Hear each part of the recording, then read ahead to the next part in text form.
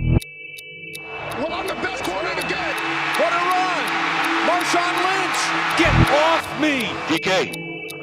Hey, it's John Schneider with Seattle Seahawks. That's the result you want, big. Hey, we're back. Another episode of the Hawks Zone Rundown with R Mac and B Rice coming at you the morning after the Hawks lose to the Steelers at home. Happy New Year, by the way. What's up, Bryce? Happy New Year, man. And that was a debacle yesterday. That's one of the very few times I can say that about a Seahawks loss, but that utterly was a debacle. And like you and me were going back and forth during the game. I don't think I've been more angry at a Seahawks loss than that one in recent memory. Yeah, I mean, you look at this game too, where, it's essentially a must win or you controlled your own destiny. And you're playing at home. This was a game that you thought, hey, we're ready to go. Like, this team is ready to go, coached up all week. Like, we got a good game plan. And not only that, I'm not saying Pittsburgh's a bad team, but also led by a third-string quarterback and Mason Rudolph. Like, this is a game where you should have been coming in here, and they ran it down our throats, where you and I talked about we should have been leading the way, running it down your throat. And it was just the complete opposite. And we'll get into that first. Just the defense, man. Like, man, it's just like the stat that was thrown up by the guys in the booth. The last 10 games, they're ranked 31st in the league, stopping the run. Like, this was a team coming into this year that they cleaned house at the top, the front, right? It's like, we need to get better. And the first couple of games looked like maybe they were on that trend, but it just hasn't went there. And you brought in guys like Draymond Jones and Jaron Reed and these guys that were supposed to be run stopping guys. What, like, do you even have an answer for it right now? Or like Pittsburgh ran it down our throat. I mean, I know we're always going to lean towards coaching and maybe we really have to finally say, hey, it is what it is at this point. But what, I know we can talk about everything, but what, starting out with the D, man, like what is going on? So I was having like ongoing conversations back and forth with a couple people yesterday, one being Lofa, who we had on, and like the thing that came back, and this is the one thing I look at when I watch that team is we made this scheme switch 2 years ago to Vic Fangio's 3-4 defense. They don't have the pieces, man. Like, when I think, and we've talked about this, about this on numerous pods, when you have a 3-4 defense, your nose tackle needs to be 330 and command 2 offensive linemen to block. Right. You watched the game yesterday. Pittsburgh was getting guards and centers onto Bobby and Devin Bush and the safeties with ease because there's nobody eat up any of that O-line play. Like, nobody's there to take it. And so that makes it like, you look at Najee Harris, who realistically this year's kind of been a bit of a downward year for him. He ran for his highest yardage total of the year, and he wasn't getting hit until at least 5 to 6 yards down the field. Yeah. That's a scheme and personnel issue. And that goes back to Pete Carroll and John Schneider in this situation going, hey, if you're going to commit to that, then why do you not have 350-pound, 330-pound nose tackles in the middle that, you know what, I get, they're big guys, they get tired. Then you need to have 3 of them on your roster for that purpose. But right now you've got 3 guys in Jaron Reed, Leonard Williams, and Draymond Jones that are all undersized for that position. Doesn't matter who you put in there. You can put all 3 of them on the line. They're still undersized when you only have 3 of them. If you have a 4-3 defense where you have 2 defensive tackles, yeah, one can be a bit heavier and maybe 290, and the other can be a bit lighter, but you have 4 guys on that line to eat up 4 blocks. That leaves 1 guy free. When you have 3, like, I don't know, man. To me, it's extremely frustrating because all you're going to hear from Pete and from John in this offseason is we need to get tougher in the trenches. We've been hearing that for 7 years. Why hasn't it happened? So, like, I brought up the point that, you talk about Pete's going to say this, and I get the feeling like it gets down to a point where you sort of wear out your welcome. You know what I mean? Like, 100%. As far as you can keep saying the same thing, and eventually people aren't going to buy into it. It's just the same thing when Russ was here, and at the beginning we loved the kind of positive, go Hawks, why not us kind of thing, and it was great. But eventually, when things aren't working, you can't just be a robot and continue to say the same thing and think people are going to buy into that. And I think that's where we are right now with Pete. Like, dude, we loved what you done here. Like but it's what have you done for us lately? I mean, it's a win now league. And I love Pete and you love Pete, but the welcome is worn out as far as you can't come up to the podium and expect people to buy into what you're saying now. It's just, dude, you got to say something different because everything you say, like you said, if he's going to stand up and say that they didn't show us anything we didn't expect, well, then what's that say on you? Because you just got ran over. And like, as a defense, the most deflating thing is when you can't stop anything on the run. Nope, exactly. And you're at home, man. Like we need to look at that. Like, what happened to this home field advantage that we came to know? And what was the false start stats? Like In this in game, I this don't game like here, like it seemed like nothing. we had three or four. Yeah, we did, but they But didn't that's have that's what I anything. mean. And it used to be like we used to get loud and it was false start city here. But again, undisciplined stuff where our tight ends are false starting and all this other kind of stuff. Like it's like no home field advantage anymore. The scheme is just not working. I don't know if it's a personnel thing, but Pete is just I think he has to be lost for answers. Well, and that's the thing. Like his post game, he came out and made some comments that, like, again, he made the same one he does after every loss. I've heard it 60,000 times since he's been in Seattle when they lose, which is they didn't do anything we didn't expect, blah, blah, blah, blah. Well, then Pete, you failed. You failed as a coach. Preparing your guys all week long, you failed. And then he made the other comment of, well, we blew this opportunity. We didn't have the right mindset. That again is on you, Pete. Why do they not have the right mindset going into a game? That is your sole job as a head coach, is to have these guys mentally prepared to play the game. And they're clearly not. So if I look at that, I go, okay, so we've got a coach clearly that either his messaging isn't getting across, it's stale, it's whatever. What are we doing here? What is the goal of the Seahawks organization now at this point? Is it to win Super Bowls and to chase the 49ers and get to the division of the NFC West under our belt again? Or is it to middle around like we're doing, be 9-8 at best, and say, hey, we can squeak into the wild card round with some help and possibly win a game or get our asses kicked and get booted out again? And we'll just keep telling the fans the same thing. Like, to me, it honestly, right now, the Seahawks remind me of the Vancouver Canucks. It's almost the same thing where as long as we do enough to get in and look competitive, that's okay. And that's where if I'm Jody Allen and I truly care about this team, either I'm selling them and giving them someone that's going to do it, or if I'm truly invested and going to do it, then you know what? Then you need to tell Pete, say, hey, look, if you're going to stay around and finish out your contract, I want you to hire a DC that has nothing to do with your scheme. Nothing. He's on his own. He's independent. Bring him in. Let him run the defense. You just be the figurehead as the head coach and go that way. Stop meddling and shit, or otherwise you're out the door. But that's the point we've come to now with this organization, with Pete Carroll, because I'm angry. Like, I'm tired of watching a football team that has no passion. The fans don't look like they're in it. So what are we doing? Like, what are we doing, really, man?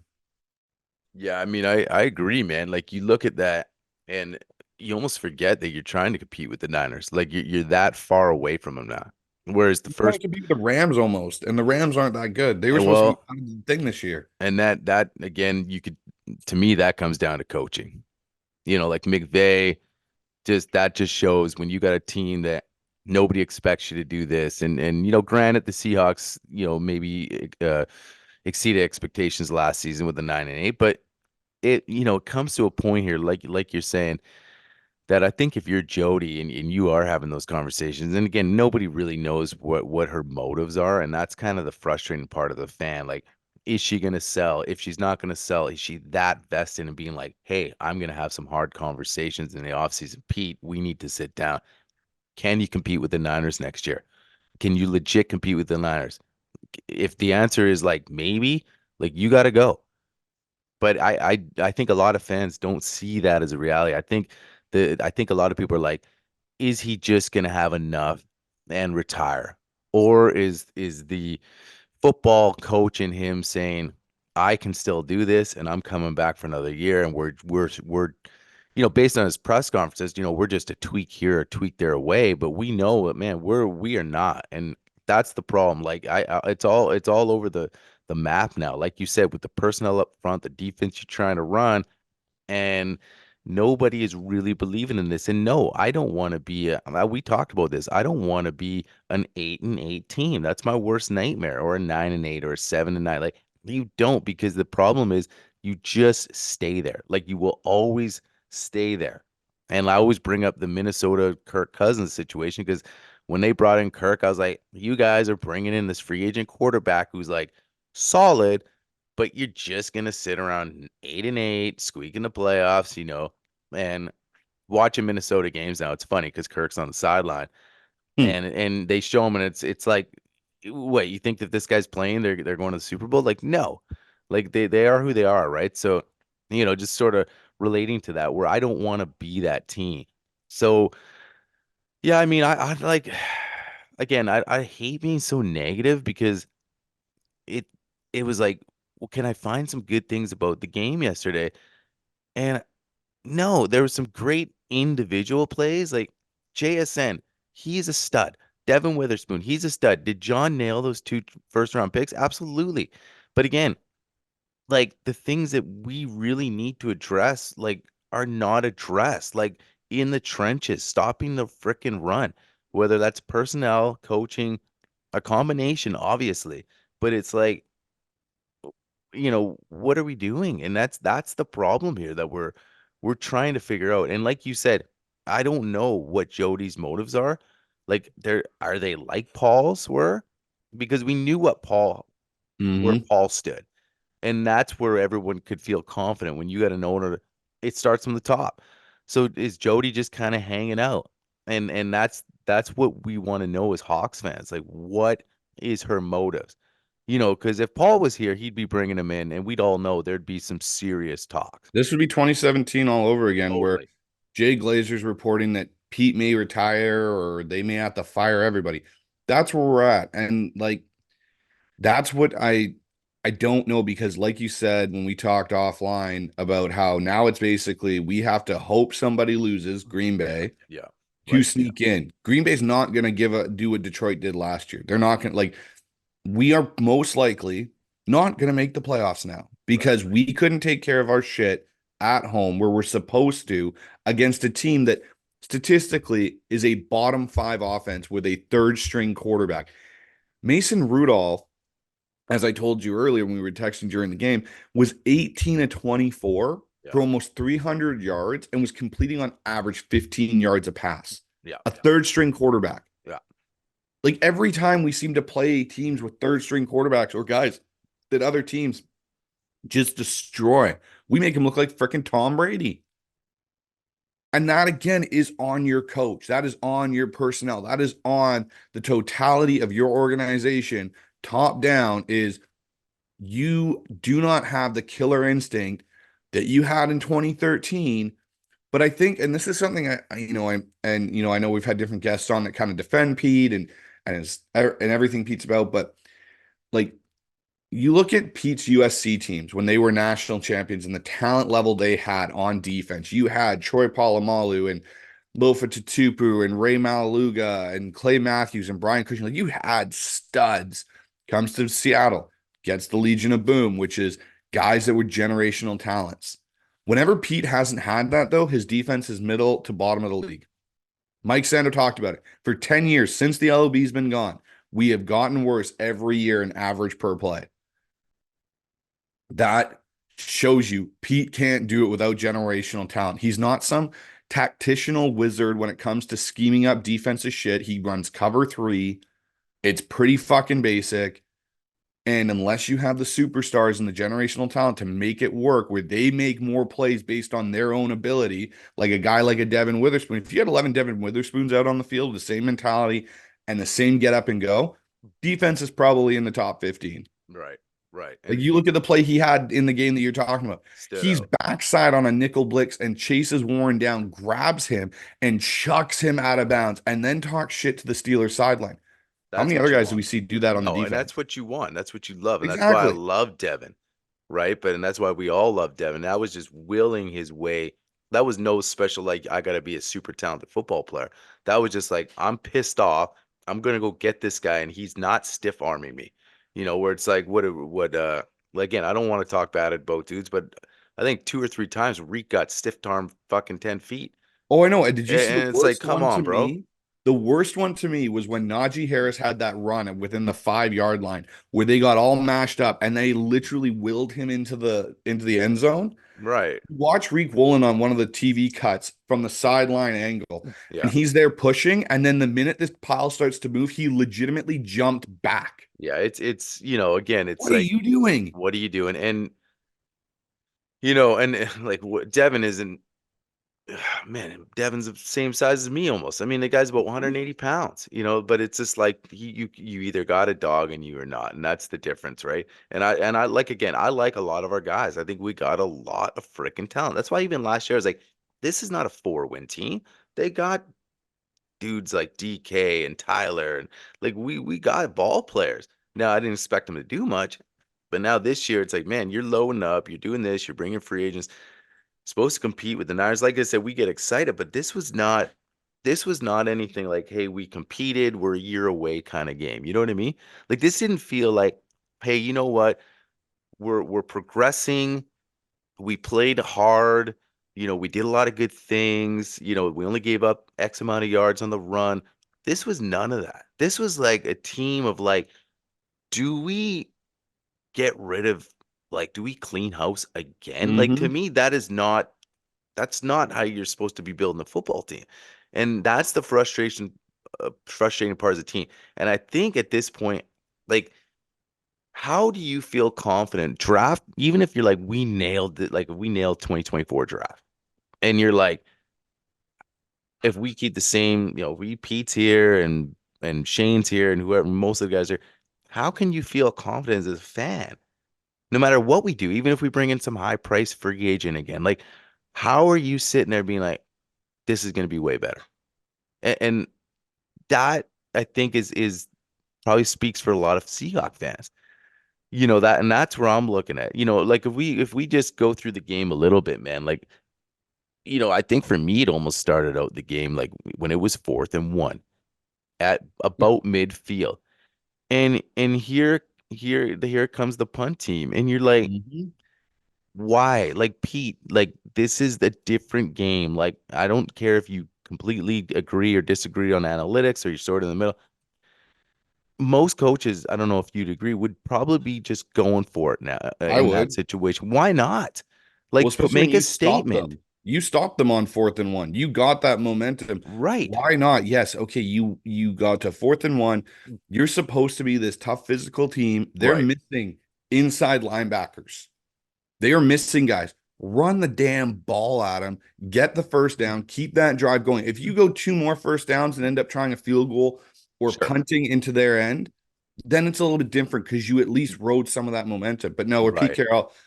Can't risk it, guys. We got to go send our Right. punches out there and put our star defense out there. What, like, that That's the other mindset thing. works when you have the The LOB, LOB. Yeah. not now. Well, that's the Now it's thing like we too. need to go with We our got to offense. score points. And like we talked Exactly. with Mike, hey, why don't we pivot? And I'm not saying you can just do it right now, like, oh, but have a different mentality. Like, let's be more offensive minded. We're 4th and 1. We have, let's see, JSN, who's become a very good receiver. You got Mm-hmm. freaking DK that, like we were talking about, get him on some damn slants. Who's stopping him? You know, as long as Gino's got a little time, and you got Lockett and you got the run game. Like, be offensive. Like, hey, I got a good offense here. Like, we can do some things. I brought in this guy from the Ram system, like, supposed to be this dynamic, creative dude under Sean McVay. But no, 4th and 1, that's too many yards to get. I gotta punt it away. And like you said, then put my defense out there. They can't stop the run. Like, was that a shock to Pete that they couldn't stop the run yesterday? Like, Probably. Honestly, probably, I man. guess so, but it's just to me it's been they put a stat up saying the last 10 games they're 31st in league. Like, does he not see those stats? So I don't want to rag on this guy. Like, yes, he's a legend here in Seattle, but man, I can't see where he comes back, especially if they miss the playoffs. Like, how are players buying into the system? How are we talk about this is a lot of fans are frustrated. You think players in the locker room? You think DK Metcalf isn't pissed off? Hmm. You Well, that's know? what I mean. Like, man, like, how do you? Because here's your problem. You're gonna have some veteran guys that are under contract that are gonna want to come that are gonna want to come back, but they're gonna want to probably see changes Yeah. and have been there for a while. I would say Quandre Diggs. Like, I don't know. Like, I look at Quandre even and like the one run where Najee scored. Like Quandre, like for some reason, shot the outside like the guy was on a toss that it was already inside going towards the linebackers. It's like, dude, like I'm ready to move on from you, man. Like all you are is a spokesperson for the Seahawks right now about, oh, I got this free agent. I knew Bobby. Like, fine then, go and be an NFL reporter. Like, Yeah. retire. Go Yeah. do that shit. Like, give me give me guys that want to be on the field that are gonna fight and claw and scrap. Like again, if you're gonna take penalties and Pete Carroll teams are high on the penalty chart, then you need to match that with a being a dog and being like, you know what? I'm gonna take a dumb penalty, but the next time I'm gonna hit that motherfucker in the face. Exactly. And I'm gonna dislodge the ball and I'm gonna create a turnover and we're gonna get the ball back. And And yeah, because I don't mind it. Like penalties, there's some good penalties and bad penalties, like aggressive penalties. You can live with that because the next time you're gonna you like if Devin took a PI, like we've seen that early yeah, in the year, but he was aggressive and like I don't know, that play stood out from yesterday because that is just that dog mentality that a lot of the LOB had. And mm-hmm. it's like you need that mentality. You talk about, hey, that's how those are the kind of guys Pete has on his team. Well, no, no, he doesn't. Like, yeah, he's got Devin, and it was a great pick, but you need more than that, and we're not seeing that. Like, yeah, there's guys like I love the way Reek played last year, and he's a freak of nature as an athlete, but he's still got a lot of holes to fill at that Oh yeah. position. Tackling was definitely one of them. Um, he had some issues in coverage. Like, yeah, he's been hurt here and there, but I mean, it's football, He's man. soft. Like I'm gonna Devin be can't. honest, Devin's been, Tyreek's soft, man. dude. Soft. Devin has been banged up all year. Like And we he's been can't. playing Well, fine. that's what I He's mean. been pushing through it. We can't just use that as an excuse, man. It's freaking football. Like it's a most physical game in the world. Like you with the fastest dudes in the world. Like you can't keep using that as everybody is hurt in this league. Everybody's banged up. But when you watch Devin run that freaking dude down, you don't think he's banged up. But he's not thinking about that when he's going after that guy. Oh shit, I'm sore or I'm hurt. No, he's just he's got this mentality. He's a killer out there, and I want to see more guys like that. But like I said, personnel aside, man, I don't know. Like I'm not even. I don't want to jump ahead here, but I mean, I'm not even confident that we're even going to win next week. So like, let alone trying to get help from the Green Bay Packers. It's like, dude. I mean, because you were in control of your destiny yesterday. You win and you're in, right? You win the next two and you're in. You don't have to worry about anything. But it's been all year. You muffed against the Rams a couple times. I mean, we can go down the list. Oh yeah. This team is just not good enough, right? And it's like so, I know I kind of joked all the time, man. We're talking about off season in the middle, but now it's like this is reality. Like we are really almost in the off season. Like, yeah, is there a chance? Sure, we can win and they lose and we're in. But like you said, it's more than just making the playoffs with this team. Like we're meddling around with mediocrity. Like we got to be realistic and look at ourselves in the mirror and be like, what kind of team do we want? And that's sort of how we look at it, right? I mean, and we can go all over the place. Like I think if we talk about Gino, like it's not, it wasn't really Gino played a okay ball. It was nothing at the quarterback spot that I was really too worried Honestly, about. I got frustrated with fans that wanted to blame Gino for that loss because of that one play. Oh, the fumble, Gino yeah, was under fucking siege all day. You watch how many yeah, times he had to maneuver around a guy that was there before he finished his play action fake or his drop. and still was able to reset himself and throw a Well, decent. the TJ Watt play actually is a good example Oh, where I he know just exactly. danced Sets up, around makes an TJ makes an all pro miss, and a and great completion. he's still not healthy. You can see it when he ran, even when he took off on that big run. The next time he goes to run, he's hobbling out. Yeah, So that guy's gutting it out there. exactly.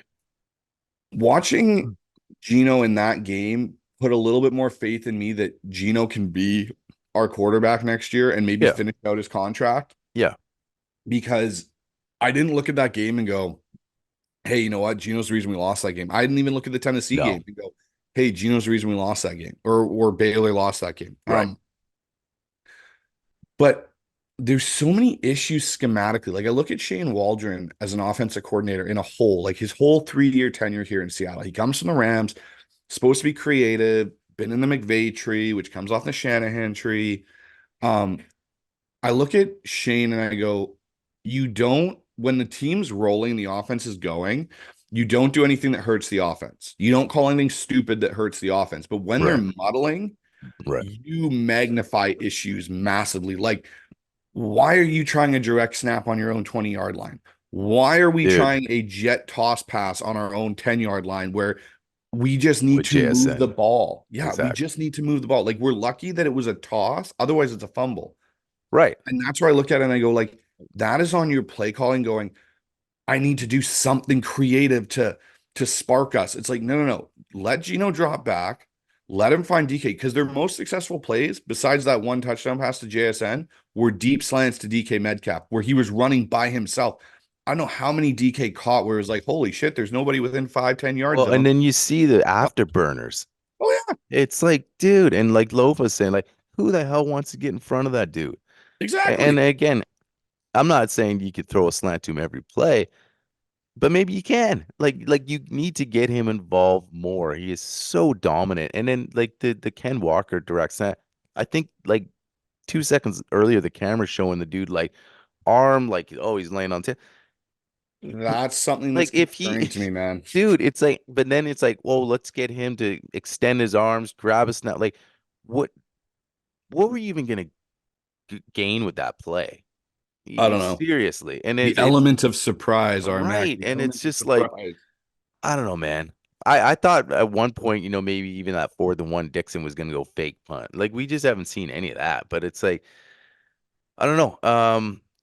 The But Shane, honestly, Ken Walker worries me. Like mm, long-term outlook, like yeah, like health wise, exactly. The yeah, dude can't stay healthy. Like, yes, he's more healthy than like a Rashad Penny was for us, but he reminds me of Chris Carson. Like he's down every week or every season, I should say, for at least multiple weeks. Like, what's your take on Charbonnet? How they've used him throughout since we were almost in a full season now? Like, I think they completely misuse Charbonnet and what right, he can do. Like if it had been me, I look at Ken as the third down back. I look at mhm, Charbonnet as the one first down, second down back. right, Like get you in a Charbonnet good third runs down position. exactly. Yeah, Charbonnet runs his ass off through the hole, and like it, north it's kind of south like too. what they should have modeled themselves after. Ironically, is exactly what Pittsburgh does. Najee's your lead. He Right. runs hard nose, and then Warner comes in and he's your scat and change of pace back. If you flip the roles of Charbonnet and Walker, you let Charbonnet tee off on first and second down on those Mhm. linebackers on that D He line. loves hitting. He loves hitting. He loves getting his nose. Yeah, he's not going to rip off a 70-yard run. That's not his job. Who His cares? job's to get 4 or 5 yards, tire out, and then you bring in Ken and you go, okay, here, we're going to run a counter on you. And Ken's going to do his little hesitation, and then boom, he's up the sideline for 60 or 70 yards. That is where Ken Walker's most efficient. And people will go, oh no, he's a top 10 back. Yeah, you may be right talent wise, but he doesn't have the durability of a top 10 bell cow Yeah. back. Yeah. So use him as such. Use him on little screens. Use him on little things out of the backfield. Because the one thing Ken struggles with is pass pro. He can't pass protect. Right. Charbonnet does that a lot better. Plus, if you ran the ball more consistently with a Charbonnet, your play action is going to open up because teams will actually suck down. Ken doesn't run hard between the tackles, so there's no reason for the defense to believe when he's in there and you fake a dive or a power that Ken Walker's really getting the ball. Yeah. And to me, sometimes I think they were just like set on like Ken's gonna be the starter because he was here last year.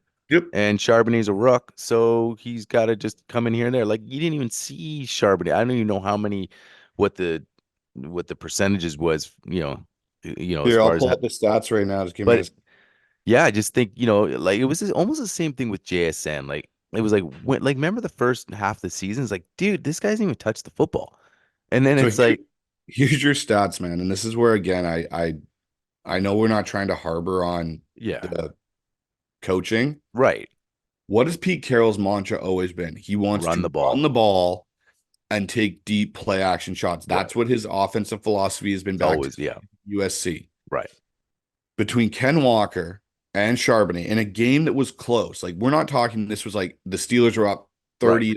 30-7 at Even the a two second score quarter. game, yeah, Yeah, this was a one-score game most of the day. pretty So you much most can of the day, stay in your offense. yeah. We ran the ball a combined 12 times. 10 carries for Ken for 53 yards, 2 carries for Charbonnet for 1 yard. Yeah, I feel like what it's like. I feel like they want to go into the game run the football, and then if it's like if they don't break off some big runs, they lose confidence in it or something, and they're like, we're gonna completely stop.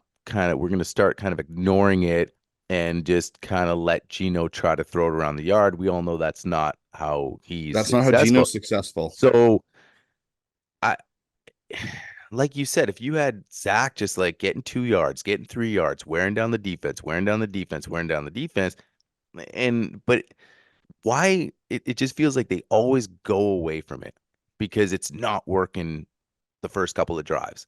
Like, so what? So what if it's not? Like, just if your MO is run the football and you preach run the football and you drafted these two dudes high in the draft, like you gotta and again that goes back to what's your identity. Like you And don't that's the have problem one. altogether So is or switch it up. Like start Zach, or you have to mix it up, but you go in with the same thing. Like those stats almost seem not believable to me. Like the fact that just like I felt like Ken, he had a couple of decent runs, right? Like it wasn't like Mhm. he never went crazy, but he had so like but then you're not giving it to him enough. Or No, Zach, and so how many times did Zach touch the ball? I felt like he didn't he touch it. touched the ball 7 times in total. 5 catches for he was 5 for 5 on receiving for Okay. 39 yards and 2 runs for 2 yards. Yeah, I want to see him running the ball. I want to see him getting handed off from Gino, like and see and we've seen what Zach can do. But It's so just here's a point, Armac. Like think of the San Francisco 49ers, like you just talked about. right, Run the ball, be patient with it.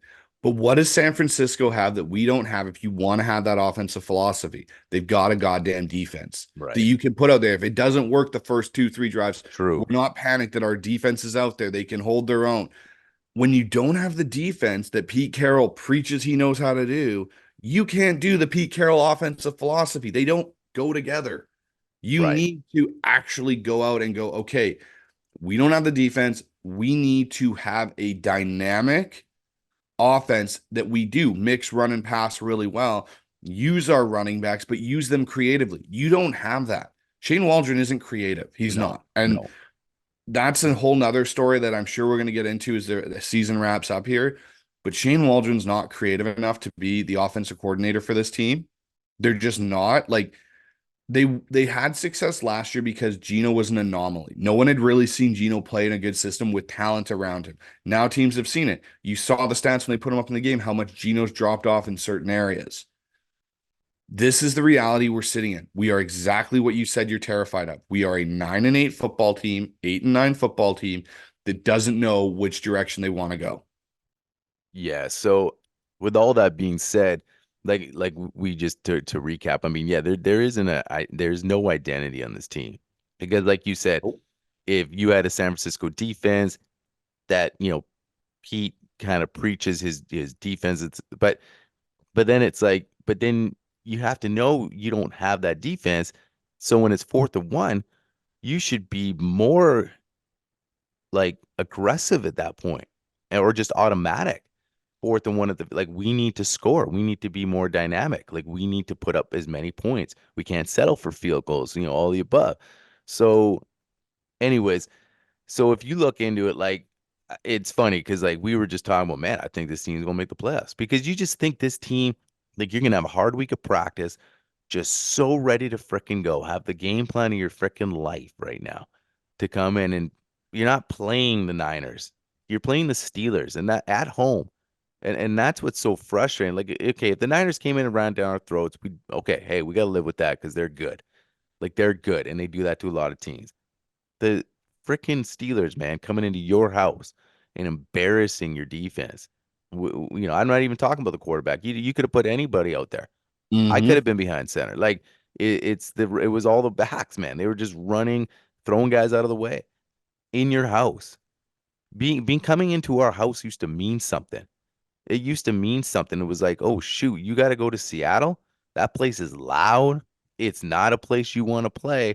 Nobody gives a shit now if they got to go Nope. to Seattle. The crowd's not a factor. Like you said, the vibe. I wasn't in the stadium, but they didn't feel like even when you were watching it, like that. There were more terrible towels flying around than there Way were more for terrible green. towels, dude. Like it was probably half and half with the noise, man. So, dude, so that being said, man, like what do you do at the end of the day? You miss the playoffs. I mean, here's the thing. I was going back and forth, last month. Like you said, hey, if we go 0-4, probably a better clear-cut path. And then, they win a couple games and you're sitting there like, oh, man, hey, maybe we can get in on a roll and we know they're not a great team, but hey, and then we thought that now you're like, okay, you go to Arizona. Do you want to win in a Green Bay loss? Because at the end of the day, guess what the stat sheet says? Pete Carroll made the playoffs. Mm-hmm. So if they don't, Pete can still come back.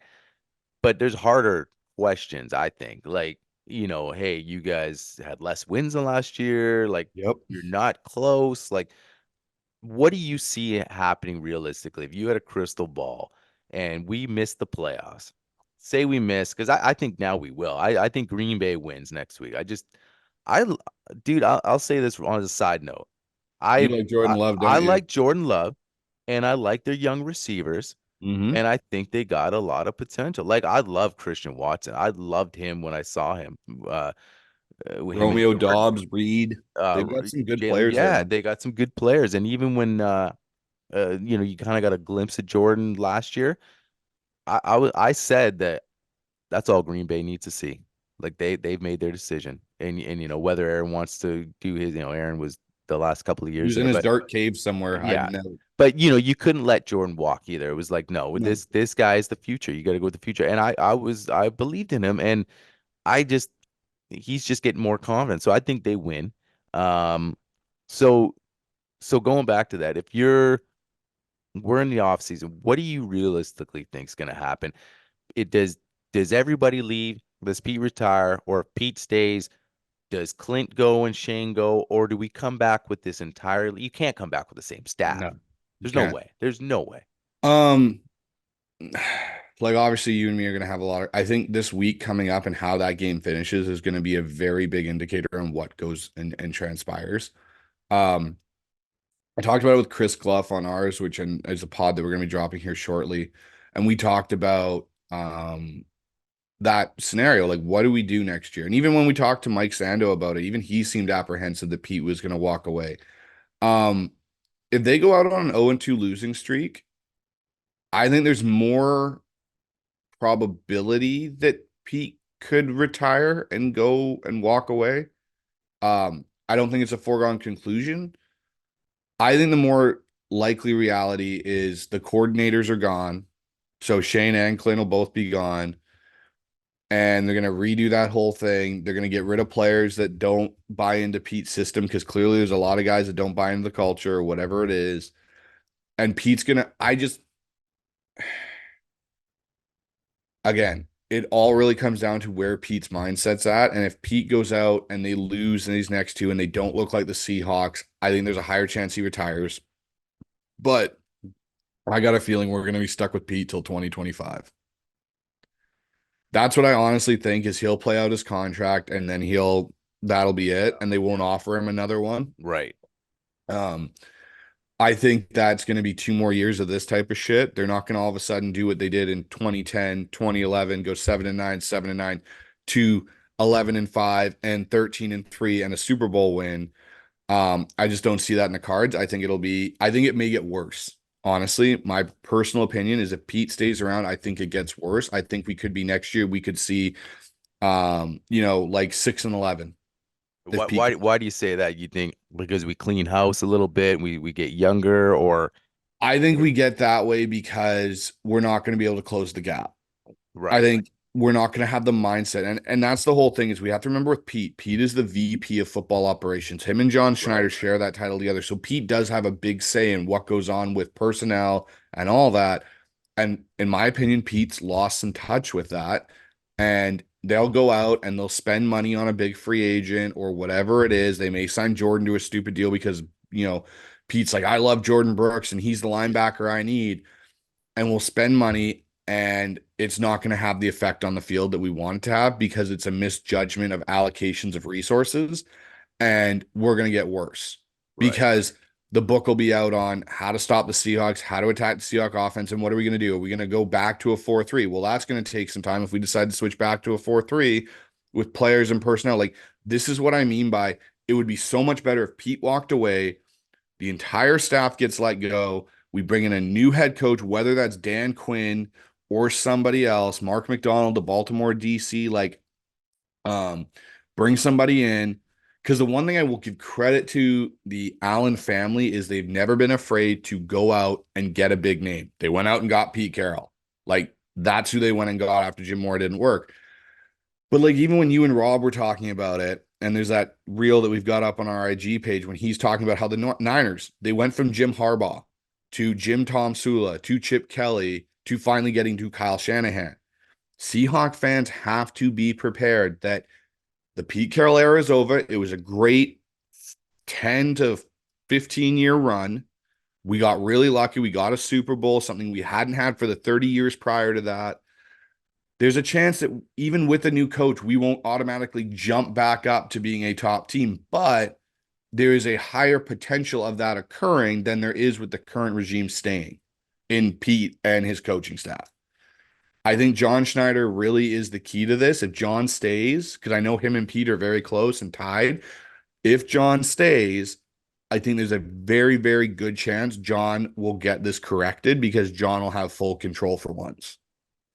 Yeah, I agree with most of that. I think, yeah, for sure. I think if I was putting money on it, I think Pete comes back, and I just think that you're right, and I could see them getting a little bit worse. Like, when I was talking with Rob, it's like, dude, you could probably chalk up 4 losses right away. 2 against the Niners, 2 against the Rams. And I look at that, and that comes down to freaking coaching. Like, yeah, San Fran's more talented than us, but the Rams aren't. So it's like maybe they are now. I don't know. I haven't looked up and down their roster, but they weren't supposed to be.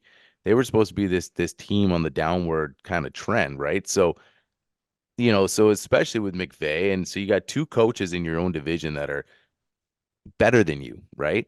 Listen, they they might put a statue up, of Pete Carroll down the road because Pete deserves it. He's won a Super Bowl here. He's taken this team to 2 Super Bowls. Just like if they got a statue of Russ later on. Guys, are arguably the one of the best players in Seahawk franchise history. He's done a lot of great things here. But just like Pete, Russ sort of outwore his welcome, and you can't, especially when you say stuff that's just not resonating with people anymore. You can't have a bad game every week and be like, go Hawks, why not us? We're gonna keep getting it done. Like, dude, no one's buying into that. And same with Pete. And sometimes you just get a feeling of it. It's like, it's when things are over and they come to an end. And when you kind of keep trying to drag it out, it just never works. And what was it? Even Lofa was saying about John, how he almost has a crystal ball of when to sort of get on the personnel Yep. side of things. He does it better than And Pete. it's always better to be 1 year early than 1 year late. Yep. And in this case, maybe a couple years late, right? But because and when you don't know, you're almost just prolonging the rebuild process. Like you said, if you bring in a new guy and a new staff, we're not going to Super Bowl right away. It's going to take some time, Mm-hmm. but you might be trending in the right direction. But at least because you know what it is if we come into next year. I'm just lost with this No, franchise I right can now. see it, man. You are. You know? You're disenfranchised a bit right now, and so Yeah. am I. Like it's Yeah. just the way it is. Like I I love this team, but I hate cheering for a team that doesn't have any fight in them.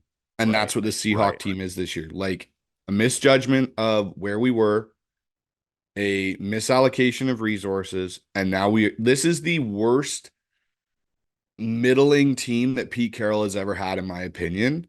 And you look, so just another quick stat for our listeners is like the last four negative point differential Seahawks seasons. 2008, we were minus 98. 2009, minus 110. So that was like Mike Holmgren, Jim Moore last, like Mike's last year, Jim's.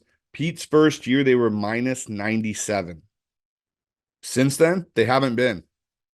This year, minus 39 with one game left. You Wow. got to get a new coach. It's Yeah. time. Yeah, it is time. That's what I'm going to leave this at. Yeah.